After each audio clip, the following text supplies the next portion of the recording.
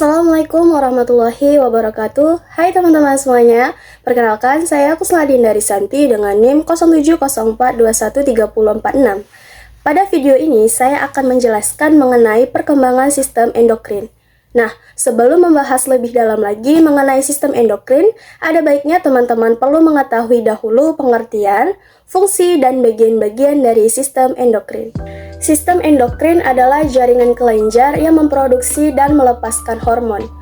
Hormon ini yang membantu mengontrol banyak fungsi penting, termaksud kemampuan mengubah kalori menjadi energi yang digunakan untuk menjalankan fungsi seluruh sel dan organ tubuh.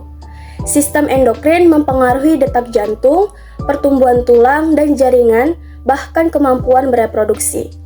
Sistem endokrin memainkan peran penting peningkatan resiko diabetes, penyakit tiroid, gangguan pertumbuhan, disfungsi seksual, dan sejumlah gangguan terkait hormon lainnya. Fungsi endokrin mempunyai peran besar dalam menjaga homeostatis ion. Lingkungan luar tempat tinggal mamalia selalu berubah. Namun, jaringan dan sel memerlukan lingkungan internal yang konsisten untuk bertahan hidup. Sistem ini berkontribusi terhadap pengaturan lingkungan interior dengan menjaga keseimbangan air, garam, kalium, dan asam basa. Adapun bagian-bagian dari sistem endokrin pada tubuh manusia, yang pertama terdapat kelenjar pineal yang dapat menghasilkan hormon melatonin yang berperan dalam mengendalikan siklus tidur dan menyebabkan kelelahan. Selain itu, juga berperan dalam pengaturan suasana hati. Yang kedua, terdapat hipofisis yang menghasilkan hormon pertumbuhan, hormon perangsang folikel atau FSH, hormon luteinizing atau LH, hormon prolaktin, hormon perangsang tiroid, dan hormon ACTH yang diproduksi oleh lobus anterior. Sedangkan pada lobus posterior, menghasilkan hormon oksitosin dan hormon antidiuretik atau ADH. Yang ketiga, terdapat kelenjar tiroid yang dapat memproduksi hormon tiroid yang berdampak pada pertumbuhan, perkembangan, dan aktivitas metabolisme tubuh. Yang keempat, terdapat kelenjar timus. Kelenjar timus dapat membantu membedakan sel-sel yang memiliki potensi untuk melawan infeksi dan sel-sel yang mungkin akan merusak tubuh sendiri. Yang kelima, terdapat kelenjar adrenal. Kelenjar adrenal berperan penting dalam mengatur respon tubuh terhadap stres, metabolisme, tekanan darah, dan hormon seks. Yang keenam yaitu terdapat kelenjar pankreas yang memiliki fungsi untuk memainkan peran sentral dalam homeostatis, glukosan, dan pencernaan berdasarkan kapasitasnya untuk menghasilkan hormon dan enzim. Yang ketujuh, ovarium berfungsi sebagai pendukung proses reproduksi dan menstruasi pada wanita. Selain itu, organ ovarium juga penting untuk kesehatan wanita karena berfungsi untuk memproduksi hormon. Dan yang terakhir, yaitu testis, berfungsi untuk memproduksi hormon seks pria, yaitu testosteron. Di dalam testis juga terdapat tabung yang disebut sebagai tubulus seminiferus. Tabung ini bertugas untuk menghasilkan sperma. Kemudian kita masuk ke pembahasan perkembangan sistem endokrin. Perkembangan sistem endokrin dimulai sejak embrio. Kelenjar endokrin terbentuk dari berbagai jaringan dan organ selama perkembangan janin. Proses ini dikendalikan oleh gen dan faktor lingkungan. Sistem endokrin merupakan salah satu sistem terpenting dalam tubuh manusia, selain sistem pernapasan, pencernaan, saraf, peredaran darah, dan reproduksi. Semua kelenjar di tubuh yang menghasilkan hormon yang kemudian dilepaskan ke aliran darah adalah bagian dari sistem endokrin. Jaringan yang tersusun atas sel-sel sekretorik yang menyerupai kantung disebut sebagai kelenjar. Sistem endokrin muncul dari ketiga lapisan germinal embrio. Kelenjar endokrin yang menghasilkan hormon steroid seperti gonad dan korteks adrenal muncul dari mesodrem. Sebaliknya, kelenjar endokrin yang muncul dari endodrem dan ektodrem menghasilkan hormon amina, peptida, dan protein. Kelenjar pituitari muncul dari dua area ektodrem yang berbeda. Kelenjar hipofisis anterior muncul dari ektodrem oral, sedangkan kelenjar pituitari posterior muncul dari ektodrem saraf di dasar hipotalamus. Kelenjar pineal juga muncul dari ektodrem. Kedua struktur kelenjar adrenal muncul dari dua lapisan germinal yang berbeda-beda. Korteks adrenal dari mesodrem dan medula adrenal dari sel saraf ektodrem. Endodrem menimbulkan kelenjar tiroid dan paratiroid serta pankreas dan timus. Selanjutnya, saya akan membahas perkembangan dari setiap masing-masing sistem endokrin pada tubuh manusia. Yang pertama yaitu perkembangan kelenjar pineal. Kelenjar pineal berkembang dari bagian paling kaudal atau ventrikel ketiga, dari area penebalan epidemal yang mengalami evaginasi selama seminggu ke-7 kehamilan. Pada tahap ini, struktur kelenjar berupa rongga paten yang menghubungkan ke ventrikel ketiga dan dilapisi oleh epidema yang menebal. Parenkim pineal yang sedang berkembang terbentuk dari tubulus yang secara bertahap berubah menjadi massa sel padat yang dipisahkan oleh jaringan ikat dan ranting saraf. Pada pertengahan pada dekade pertama kehidupan, struktur kelenjar pineal mendekati struktur kelenjar dewasa, terdiri dari pinosit yang tersusun yang dapat menjadi lobulus yang dipisahkan oleh septa jaringan ikat halus dan pembuluh darah berdinding tipis. Yang kedua yaitu perkembangan kelenjar hipofisis. Hipofisis adalah organ asal ganda, lobus anterior atau adenohipofisis. Berasal dari ektodrem mulut dan berasal dari epitel. Sedangkan lobus posterior atau neuropofisis berasal dari ektodrem saraf. Sifat gabungan hipofisis mengharuskan ektodrem saraf dan mulut berinteraksi secara fisik dan perkembangan. Koordinasi spesial dan temporal yang tepat serta regulasi sinyal dari kedua struktur sangat penting untuk pembentukan hipofisis dan diferensiasi berbagai jenis sel penghasil hormon di lobus anterior. Ekspresi faktor transkrip yang mengontrol komitmen garis keturunan sel di lobus anterior yang sedang berkembang harus diatur secara tepat untuk memastikan diferensiasi yang benar dari tipe sel penghasil hormon. Sifat iteratif dan kumulatif dari peraturan ini menjadikannya sangat sensitif terhadap gangguan. Gangguan pada proses ini misalnya karena mutasi yang dapat menyebabkan berbagai gangguan perkembangan mulai dari hipopituitarisme bawaan hingga tumor hipofisis. Perkembangan hipofisis dimulai pada minggu keempat perkembangan janin. Penebalan sel di ektodrem mulut membentuk plakot hipofisis yang dapat menimbulkan kantung Rathke, sebuah evaginasi ke atas yang memanjang menuju ektodrem saraf. Pada saat yang sama, perpanjangan diencephalon ventral ke bawah membentuk lobus posterior dan dua lobus yang baru lahir terhubung untuk membentuk struktur komposit hipofisis dewasa. Kantong Rathke menyempit pada dasarnya dan akhirnya terpisah seluruhnya dari epitel mulut selama minggu ke-6 sampai minggu ke-8. Sel-sel dinding anterior kantong Rathke mengalami proliferasi ekstensi untuk membentuk lobus anterior. Sedangkan dinding posterior berproliferasi lebih lambat untuk membentuk lobus perantara vestigia pada manusia. Pola sel dan diferensiasi terminal terjadi di lobus anterior untuk membentuk 5 tipe sel endokrin khusus utama kelenjar hipofisis. Ketiga yaitu terdapat perkembangan kelenjar tiroid.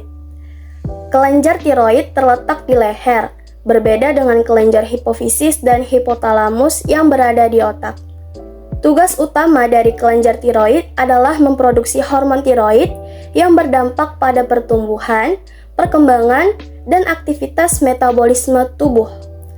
Hormon tiroksin dan hormon triodotironin adalah dua bentuk hormon tiroid yang dihasilkan oleh kelenjar tiroid. Kelenjar tiroid berkembang pertama kali di antara kelenjar endokrin pada embrio manusia. Dalam bentuk dewasanya, maka akan tersusun dari dua sel penghasil hormon yang berbeda yaitu tiroid sel folikular dan sel parafolikular, dan juga disebut sebagai sel C. Kedua jenis ini memiliki asal embrio yang berbeda, yang dimana yang pertama berasal dari usus depan, sedangkan yang kedua muncul dari sel-sel di dalamnya badan ultimobranchial. Nah, pada perkembangan kelenjar tiroid pada manusia dimulai pada minggu ketiga kehamilan. Pada hari kehamilan, tiroid embrio dapat terlihat sebagai pertumbuhan di dasar rongga bukal primitif. Konstribusi lateral tambahan pada tiroid embrionik berasal dari sebagian kantung faring. Keempat kontribusi lateral ini adalah asal mula sel yang dapat menghasilkan kalsitonin. Pada produksi hormon tiroid pada janin dimulai waktunya kira-kira 10 minggu kehamilan dalam kultur organ in vitro jaringan tiroid pada manusia.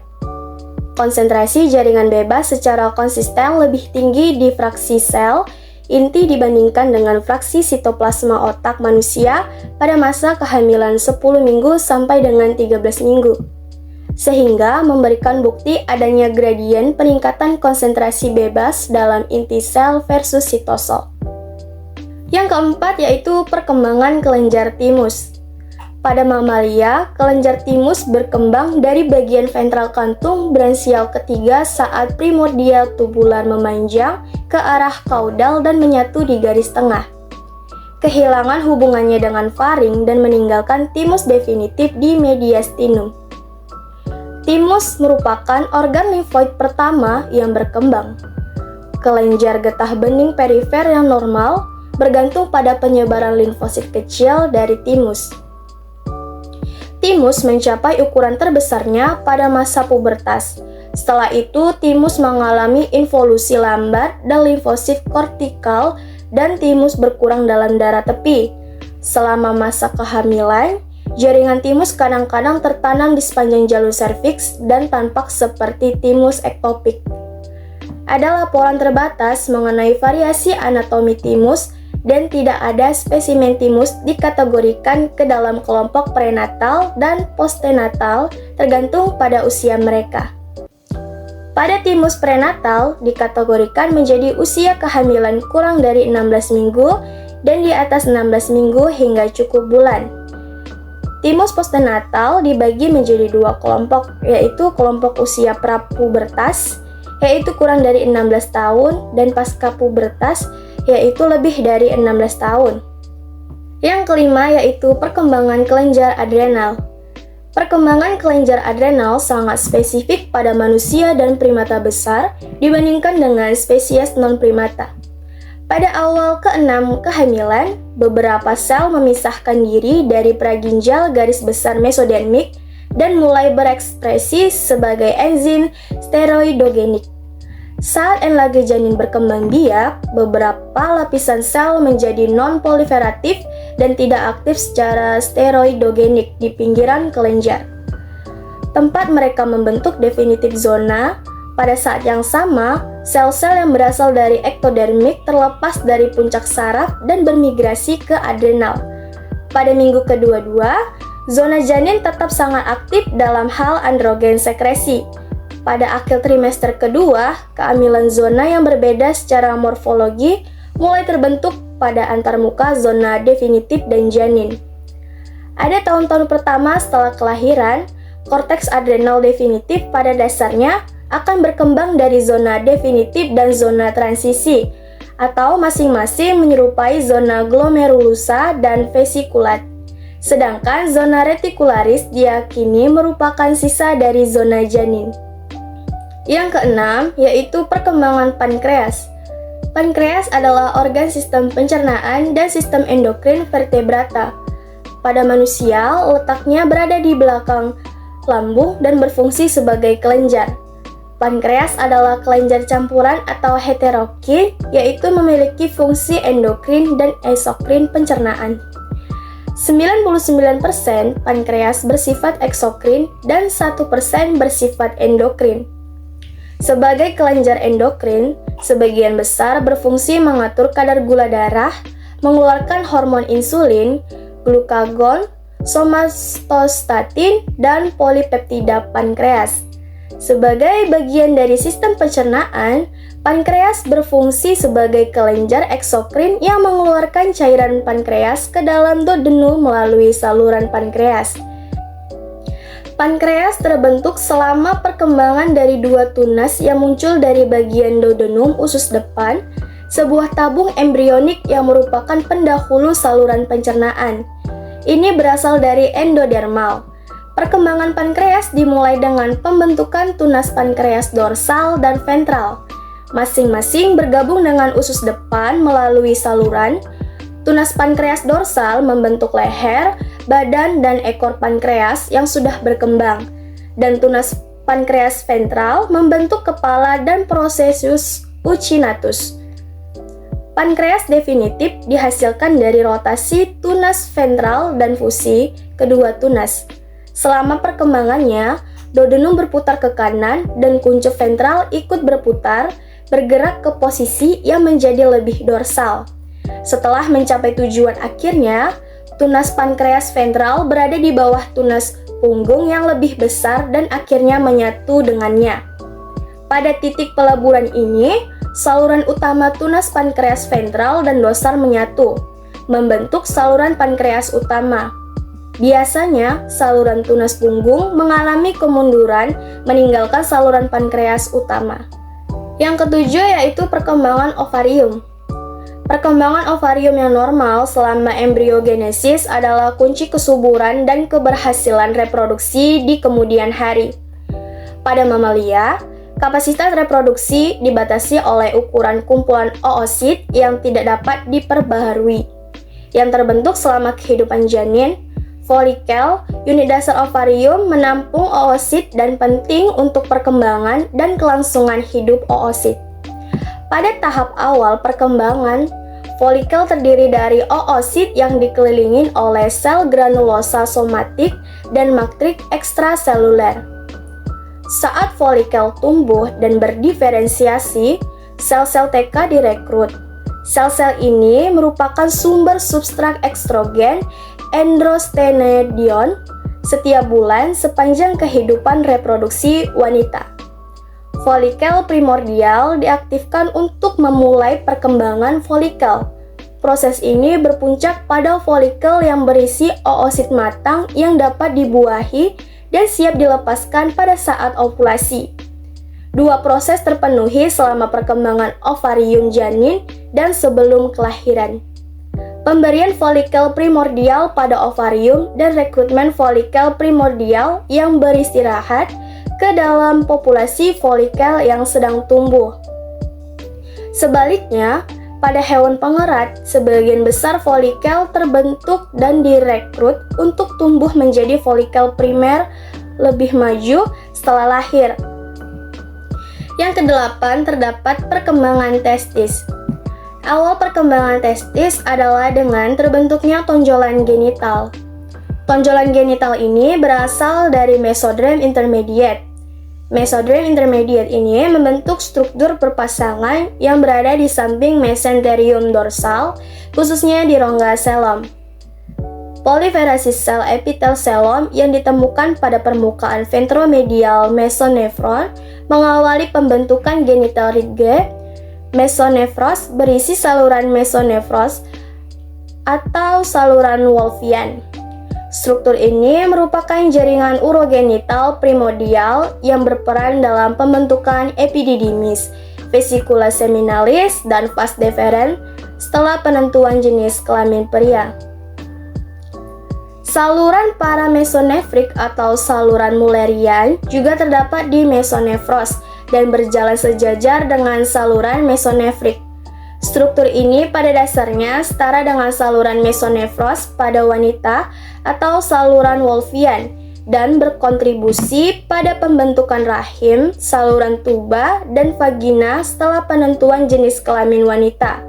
Mesonefros dan genital ridge membentuk struktur yang dikenal sebagai urogenital ridge atau UGR. Lapisan padat sel epitel pseudotrafikasi terbentuk setelah proliferasi sel epitelselom yang terdapat di sisi ventromedial mesonefros, fragmentasi membran basal, memfasilitasi migrasi sel epitel di bagian dorsal menuju mesonefros. Sel-sel ini mengalami transisi dari sel tipe epitel ke sel tipe mesenkim atau IMT dan mulai menyerang area antara epitel selom dan mesonefros. Sel germinal primordial atau PGC berasal dari daerah sekitar kantung kuning telur. PGC mulai mengkolonisasi gonad pada usia kehamilan sekitar 5 minggu. Pada minggu ke-6 kehamilan, PGC sudah menginvasi daerah genital. Sel germinal primordial membelah hingga mencapai kurang lebih dari 3.000 sel dan menjalani spesialisasi lebih lanjut dengan aktivitas gen gematogenik dan inaktivasi gen pluripotensi. Ini merupakan proses yang dikenal sebagai perizinan. Pada embrio yang secara genetik laki-laki, sel germinal primordial memiliki kompleks kromosom XY. Pada laki-laki, terdapat gen khusus jenis kelamin yang memulai penentuan jenis kelamin dengan mengaktifkan produksi protein pengatur penentu jenis kelamin. Faktor penentu testis atau TDF ini juga dikenal sebagai wilayah penentu jenis kelamin pada kromosom Y atau disebut dengan gen SRY. Merupakan gen yang bertumbuh pada kromosom Y, khususnya pada lengan pendeknya. Gen SRY adalah satu-satunya gen pada kromosom Y yang diperlukan untuk penentuan testis. Ketiadaan gen ini akan menyebabkan perkembangan embrio pada wanita. Adapun macam-macam penyakit sistem endokrin, yaitu seperti diabetes adalah penyakit pada sistem endokrin yang paling umum didiagnosis. Gangguan endokrin lainnya termaksud yang pertama ada insufisiensi adrenal. Penyakit ini disebabkan karena kelenjar adrenal merilis atau terlalu sedikit hormon kortisol dan kadang-kadang aldosteronnya. Gejala termaksud kelelahan, sakit perut, dehidrasi, dan perubahan kulit. Penyakit Addison adalah jenis insufisiensi adrenal. Yang kedua, terdapat penyakit Cushing, kelebihan hormon kelenjar hipofisis yang dapat menyebabkan kelenjar adrenal terlalu aktif. Kondisi serupa disebut dengan sindrom Cushing dapat terjadi pada manusia, terutama pada anak-anak yang mengkonsumsi obat kortikosteroid. Yang ketiga, terdapat gigantisme atau akromegali. Masalah hormon pertumbuhan lainnya jika kelenjar pituitari memproduksi hormon pertumbuhan terlalu banyak, tulang anak dan bagian tubuh dapat tumbuh dengan cepat. Jika kadar hormon pertumbuhan terlalu rendah, seorang anak dapat mengalami pertumbuhan yang lambat. Keempat, ada hipertiroidisme. Kelenjar tiroid menghasilkan terlalu banyak hormon tiroid yang dapat menyebabkan penurunan berat badan, denyut jantung yang cepat, berkeringat, dan gelisah. Penyebab paling umum untuk tiroid yang terlalu aktif adalah gangguan autoimun yang disebut penyakit Graves. Kelima, yaitu ada hipotiroidisme.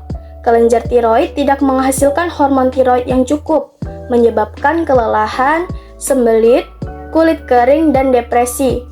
Kelenjar kurang aktif dapat menyebabkan perkembangan melambat pada anak-anak. Beberapa jenis hipotiroidisme hadir pada saat lahir. Keenam, ada hipopituitarisme. Kelenjar hipofisis sedikit atau tidak ada hormon. Ini mungkin disebabkan oleh sejumlah penyakit yang berbeda. Wanita dengan kondisi ini mungkin berhenti mendapatkan siklus menstruasi mereka. Ketujuh, ada multiple neoplasia endokrin 1 dan 2. Penyakit ini disebabkan dengan kondisi genetik yang diturunkan melalui keluarga mereka yang dapat menyebabkan tumor dari paratiroid adrenal dan kelenjar tiroid yang dapat menyebabkan kelebihan hormon. Kedelapan, yaitu ada sindrom ovarium polikistik atau PCOS. Kelebihan androgen mengganggu perkembangan telur dan pembebasan mereka dari indung telur perempuan. PCOS adalah penyebab utama infertilitas. Kesembilan ada pubertas precox atau dini. Abnormal pubertas dini yang terjadi ketika kelenjar memberitahu tubuh untuk melepaskan hormon seks terlalu cepat dalam kehidupan. Nah, teman-teman, berikut tadi merupakan penjelasan singkat saya mengenai perkembangan sistem endokrin pada tubuh manusia. Semoga dapat bermanfaat bagi teman-teman semuanya. Saya Kusno Adinda Arisanti. Wassalamualaikum warahmatullahi wabarakatuh.